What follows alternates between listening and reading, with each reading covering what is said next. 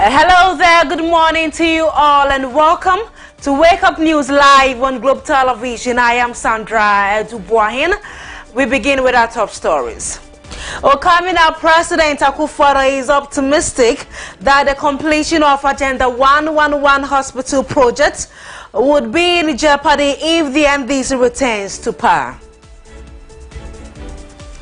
And this morning, the coalition of unpaid teachers and arrears vowed to boycott upcoming elections due to the government failure to settle all arrears owed to them. A resident of Dansoman and Shaibu are outraged and frightened as devastating tidal waves continue to wreak havoc on their communities. A destructive fire rages through Abobloshi, leaving trails of destruction but no casualties.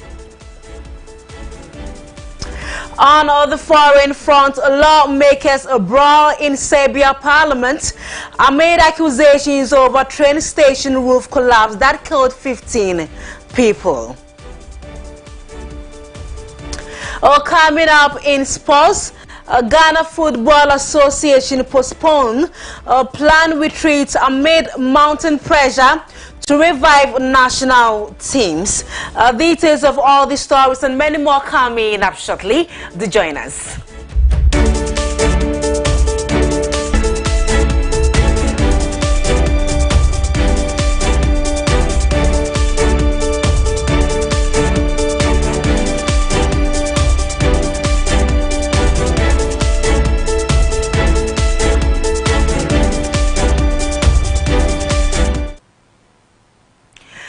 Thank you very much for joining us this morning. I am Sandra BOAHEN. Let's start from the first story. Now, President Akufo-Addo has expressed optimism that the completion of Agenda 111 hospital project would be in jeopardy if the National Democratic Congress NDC returns to power.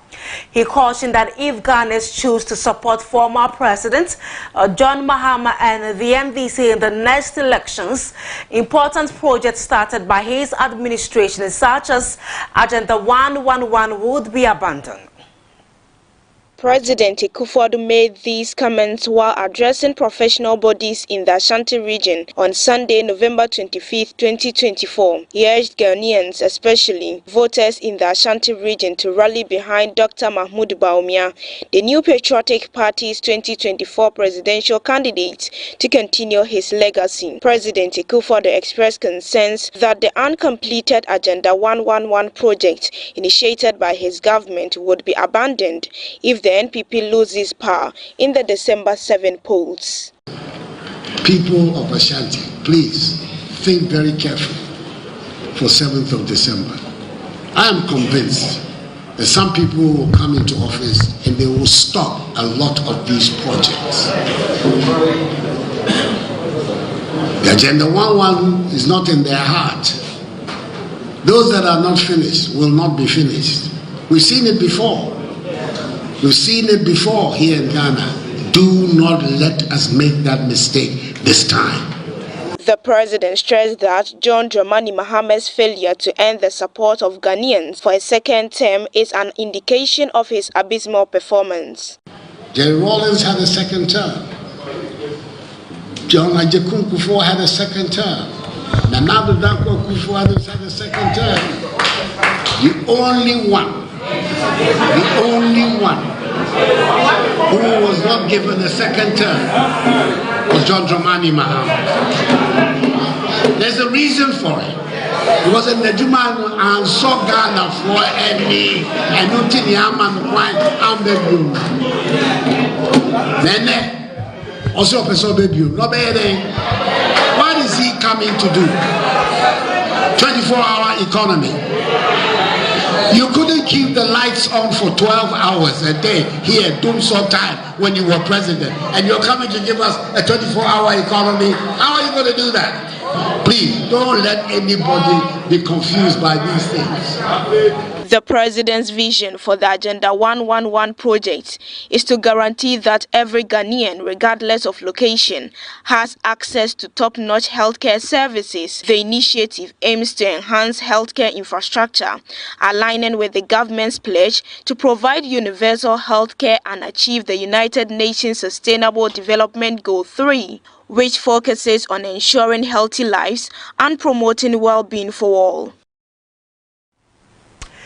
Now, Vice President and Presidential Candidate of the New Patriotic Party, Dr. Mahamudu Bawumia, has emphasized the party's commitment to making visions reality. According to Dr. Bawumia, the NPP firmly believes in possibilities, unlike their counterpart, the National Democratic Congress, who have consistently opposed the NPP's innovative policies. Dr. Bawumia cited several examples of NPP policies that were initially met with mistrust by the NDC, including free SHS, TVETs, drone medical policy, and Agenda 111 hospital. Despite the NDC's attempts to discourage these initiatives, the NPP has successfully implemented them, demonstrating the ability to turn possibilities into realities. The Vice President made these remarks during the commissioning ceremony of a watermelon processing plant in Wale in the Northeast region. And today we are here to commission this factory. I think that what is very, very clear is that we in the NPP, we believe in possibilities, in making things happen. Our opponents, on the other hand, don't believe in possibilities. They believe in impossibilities. That is the mindset. And when you follow all the things that we have tried to do and how we have been discouraged from doing them, you understand me. When we said we were bringing free SHS, they told us it was 419. Yes. They said it was not possible. Yes. But we made it possible. Yes. When we said we were bringing free technical and vocational education, they thought it was not possible. But we have made it possible. Finance Minister Mohammed Amin Adams has revealed that the current NPP government has invested approximately 12 billion Ghana cedis in infrastructure and human capital development over the past few years. According to him, these investments demonstrate the NPP's commitment to creating a brighter future for Ghanaians, emphasizing the importance of voting for Dr. Bawumia and the NPP in the upcoming December 7th general election to ensure the continuation of these development projects. We are also investing in the people. The President and the Vice President have invested heavily in infrastructure and in human capital development. Take, for example, a free senior high school program. We've invested 12 billion Ghana cedis in the school, in the free senior high school program so far. 12 billion Ghana cedis. That's so much money. We have invested in the National Insurance Scheme. We've invested in capitation grant. We've invested in school feeding program. And these are all meant to support the social and economic development of our people. Meanwhile, the coalition of unpaid teachers and arrears has announced that they will boycott the 2024 general elections due to the government failure to settle all arrears owed to them and the delay in the issuance of staff identity. The group, in a press statement released on Monday, November 25th, and signed by its secretary, Nana Yao Yeboah, said, for several months, the teachers have been waiting for their hard-earned salaries and arrears. According to the coalition, The government failure to pay them has resulted in significant financial hardship for their members and families. The group mentioned until the government pays them, they will withhold the parliamentary and presidential elections scheduled for December 7. They are, however, urging the government to take immediate action to address the issue and call on all teachers to stand in solidarity and demand fair treatment.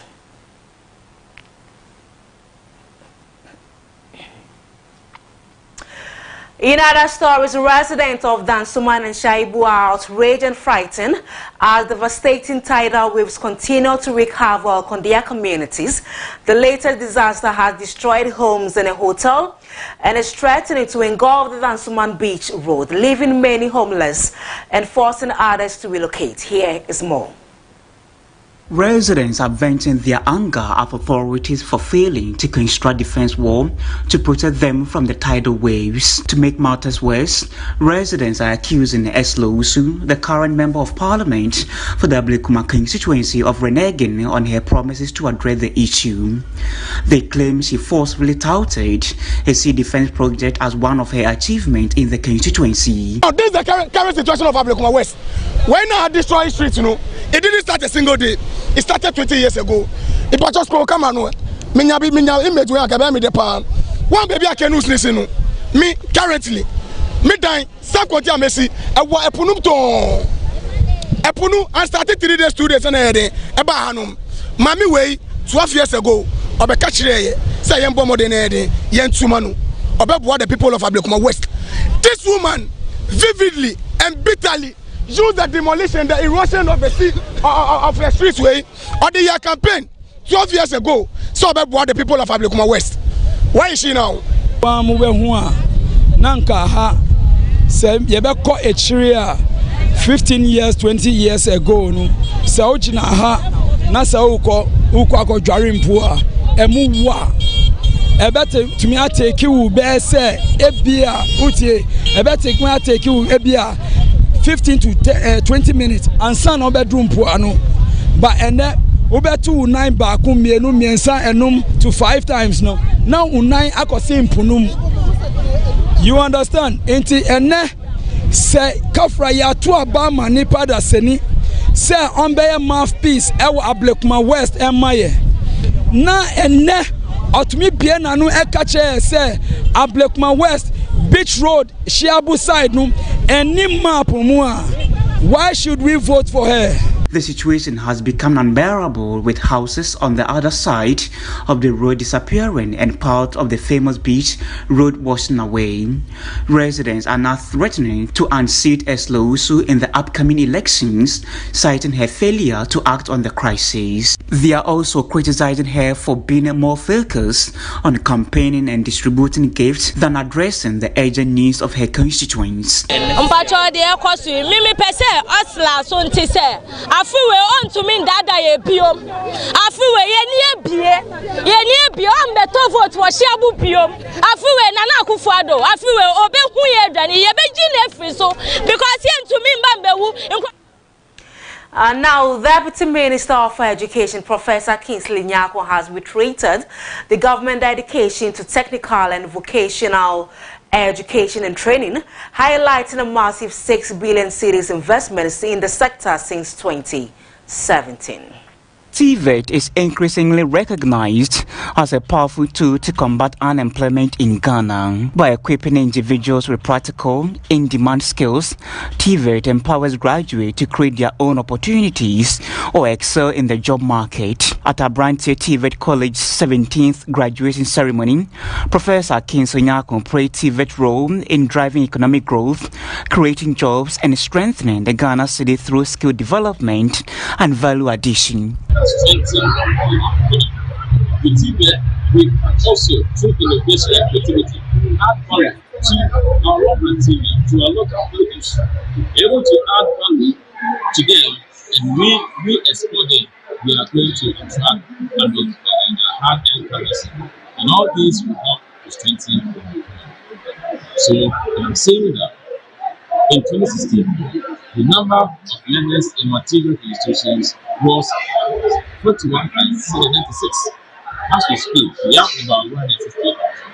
It is huge increase. Because of government. Director General of the Ghana TV Service, David Pram, highlighted the government commitment to collaborating with private institutions such as Abrante TVET College to enhance the country's technical and vocational education and training sector. This partnership aims to provide Ghanaians access to quality TVET programs, equipping them with the skills required to succeed in the job market. Government is supporting the private TVET institutions through the voucher system, where we bring the students to some of these private institutions, train them, and then government pays. What we want to add is aggressive capacity development of their teachers. So we want to ensure that all the teachers in the private sector will also benefit from government capacity development of technical and vocational education and training teachers across the country. So that's one thing that we're going to do. The Chief Executive Officer of Abrante TVET College, David Thompson, is appealing to Ghanaians to recognize the transformative power of technical and vocational education and training. I will urge all parents, all listeners, all viewers to know that it's one of the best. We should encourage people because one good thing about technical education is when you finish, the job is already there for you. You are an employer. You can run your own business. You don't need to wait for someone to employ you. You need to go through that. You can still do something on the side before getting an employable job.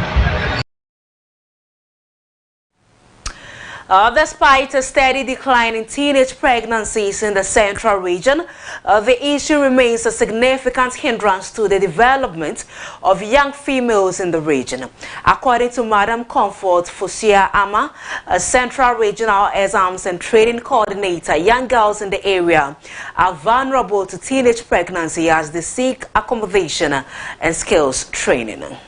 Speaking at the mass graduation ceremony of the 42 apprentices by the Swedro chapter of the Ghana National Tailors and Dressmakers Association, Madam Ama noted that politicians have taken on the responsibility of providing sewing machines to apprentices. However, she emphasized that young girls often fall victim to unplanned pregnancies due to lack of support, as parents abandon them after enrollment and men take advantage of their vulnerability. Madam Ama appealed to the government to allocate quotas of senior high school uniforms to these apprentices who are now ready to enter the market. Some of our challenges are originally said, and Colano, the Brenana, Kawanyanko, Bakushitumano, but the lack of machines and idea financial to me and Congress. But since the Yamiadom, then I hear politicians, one of our promise. Yeah, Bombay said on the one promises. But I look at a major challenge. And as you see, also employing boys name up by Mama Fanny Street, the Mayuano. As I say, my men on my Wofono, Sabi, and Predia, I won't need scouting collaborative to save you. And my men money take advantage of the girls. And say, don't want to say, oh, the shade women, in Yabe 6 months in Pona, the chairman of the Swedro chapter of the Ghana National Tailors and Dressmakers Association, Baba Said, announced that the chapter is constructing a 3-story hostel to address current challenges. However, the project has stalled due to insufficient funding. He appealed to the government and other corporate institutions to support the association in completing the project. So it's about high time that GNTDA Central, GNTDA Swedro, we are building an apprentice hostel to curb this social menace. So we are appealing to the various stakeholders, especially WADAF, government agencies, Oxfam, to come to our aid. This project that we've seen is an internal, that's IGF. It's being sourced from our IGF. So as we are speaking, we don't have enough funds to continue this project. And then this project will help the nation, especially Swedro, especially Ghana, especially Central Region.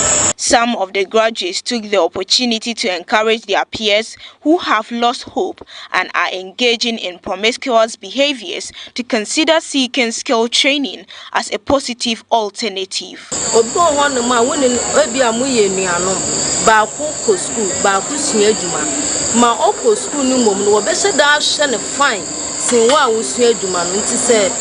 Minuamu a wɔhwɛ in the sɛ wuhu bi te sɛ me na wo yɛ me type na wo parent de wo betu adwuma ma men hwɛ sɛ bia in the wo bi sa ho a wonye bi ma nti wuntumi sua adwuma no mia wani na sɛ wa wo mia wani na sɛ wo sua adwuma na wo wie a Nyankopɔn so ɔnhwɛ wo saada abra mi be sua adwuma no na nsɛm bebree si na mpo mampa aba Medina ma bepem by this time na se ene de mesua adwuma awia me ka kire me nuanom a omote se me se adwuma sua enye easy na mom se nya me ye wadom na obehye ma menya wadwens menhwe wachi nkase bia wachi enya na se we mom no. Are you still watching our main news bulletin for this morning? Coming up on the program, destructive fire ravages through Aboboshi, leaving trails of destruction but no casualties. More stories coming up, plus sports and international this day.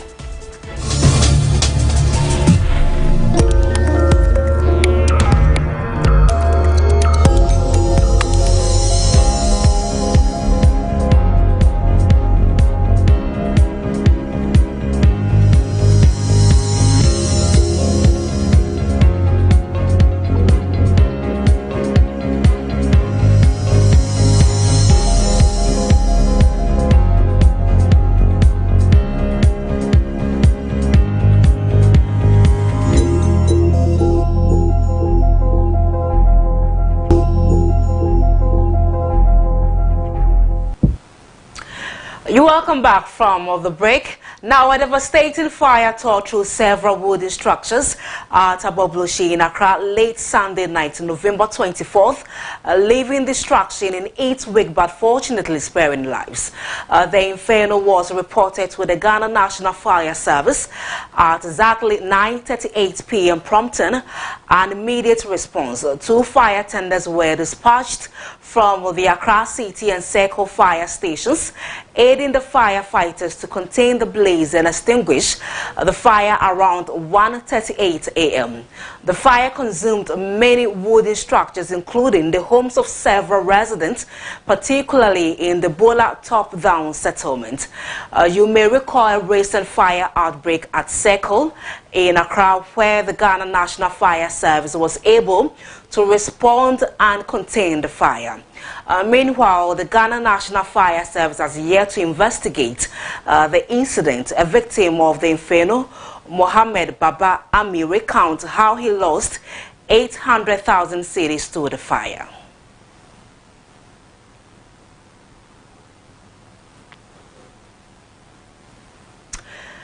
Away from that, the Imradan community in the Kwahura Farm Place South District of the Eastern Region faces significant challenges due to a lack of network connectivity.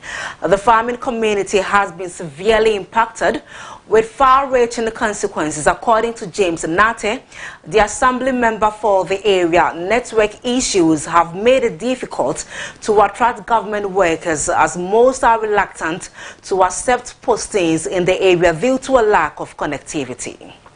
The lack of network connectivity in Mradan is a stark reminder of the digital divide in many rural communities. Although the residents say there is an available network pole in the community, they still lack accessibility. As the government continues to promise digitalization and e-governance, efforts must be made to address the connectivity challenges, according to Mradan residents. Enso me pe se me sene ska mo so makwa me ntiminya network na ma sene we be kola you say bi wa kwa frudua na say wa kwa pe ba bi ansana ansana wa yeko ntiminya ya de a high po no ma be sia ma enso network no emba nti we say ampedifo hwe no mboa e how pa ni say ye no ba ye toma kuafo fa ye sika gym kra na edi kwantisem uba wo school ba bi uba friend kra mpa edi onu hia wa edi so obenya network na aye the major issue ye ni wom ewo. As I said, there are certain diseases and some environmental issues. As I said, we attend to very fast. Military mukakra na wan hwe ne and enye babia so ka fa eye bia obetumi anyaka abaha no intem gise wonya moto se wanya moto nkwan so dia na chese aha no mu ba no aye issue e dia amai. According to the assembly member for the area, James Nati, the community has been without reliable network connectivity for an extended period. This has resulted in significant challenges for residents, including difficulties in communicating with the outside world and conducting financial transactions.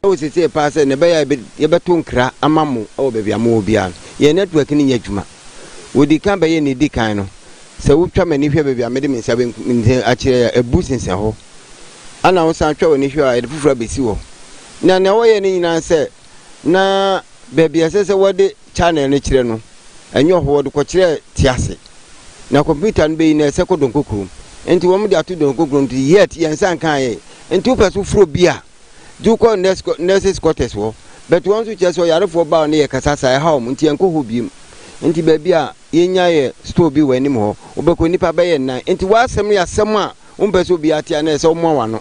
According to James Nati, the absence of reliable internet access hinders the ability of teachers to access educational resources, conduct research, and complete assignments. He is therefore calling on authorities to reach out to their aid.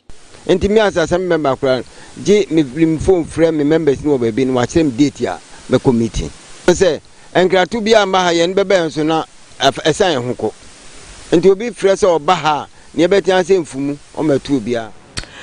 Now we mem Chenfre Community Day Senior High and Technical School in Kwagua from Plains North faces challenges attracting students due to a lack of accommodation facilities. The school's headmaster Albert Amano Anakwa is appealing for support to provide boarding facilities to enable more students to attend the school, especially those from distant communities. We are doing everything possible to revive the school. I share adjoining communities. I say emu wa. And you know, send we be free here. Con at the chia. Obviously, our school no problem. And even director, regional director, I'm say my students no free hostel accommodation. And I started more free free abano. Ebe more free hostel accommodation. Problem part is here. Woman can transform on a blue. And in light. Teacher for teaching and learning now this time around so due to the new curriculum now but BBI computer teacher for they have the machines, even we have a lot of machines, but you need light into one you hear light you know a boy empire FA2 somebody done school no boarding status anka be boa pa say your mom free hostel accommodation e kakrebia you hu han say em say ahana kasa no I say near school for no more hano omo pe sikasem no say sikasem wo ha enti no I say juma no businesses no omo be consume ko yinam ni sade no omo ni je no ho chen school no it is school no dey obekọ a agise wo kọ eko convince ni se omra so ansa no aba eno na ma school no eko fem or villages na joining villages ni na no mo akokasa kwa na ebi wapa ba yakọ ni na ye no mo akokasa ya ready teachers ni nyina ye ready young teachers obia. On the foreign front, lawmakers brawl in Sabia Parliament amid accusations over train station roof that collapsed that killed 15 people this day.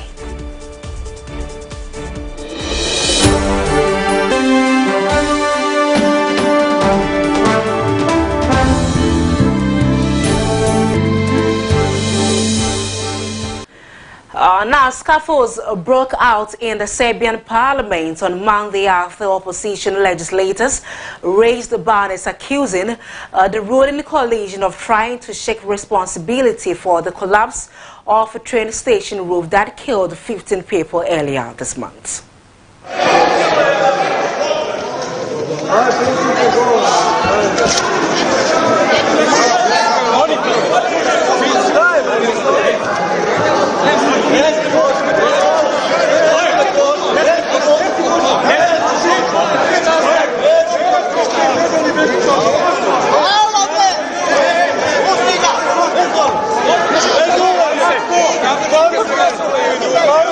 Coming up in sports, Ghana Football Association postpones planned retreats amid mounting pressure to revive national teams this day.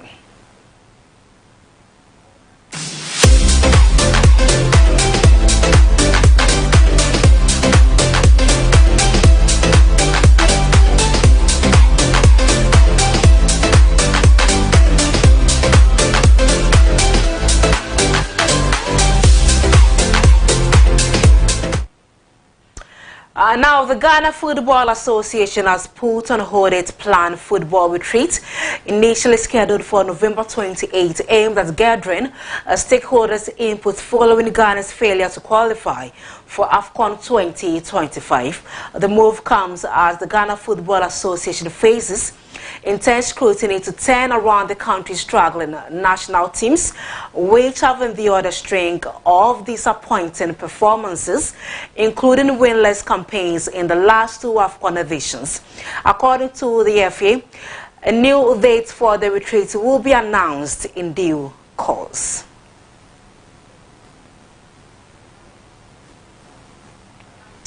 Now, Ghana defender Alidu Seidu has been ruled out for the rest of the 2024-2025 season after suffering a ruptured anterior cruciate ligament. The serious injury happened in the 18th minute in the French Ligue 1 game between Seidu's Stade Reims and Lille, with Seidu collapsing to the turf before getting treatment and leaving the game. The injury has marred what looked to be an outstanding campaign for the 24-year-old Seidu, who was one of the best players at the struggling club after joining from Clermont Foot before the start of the season.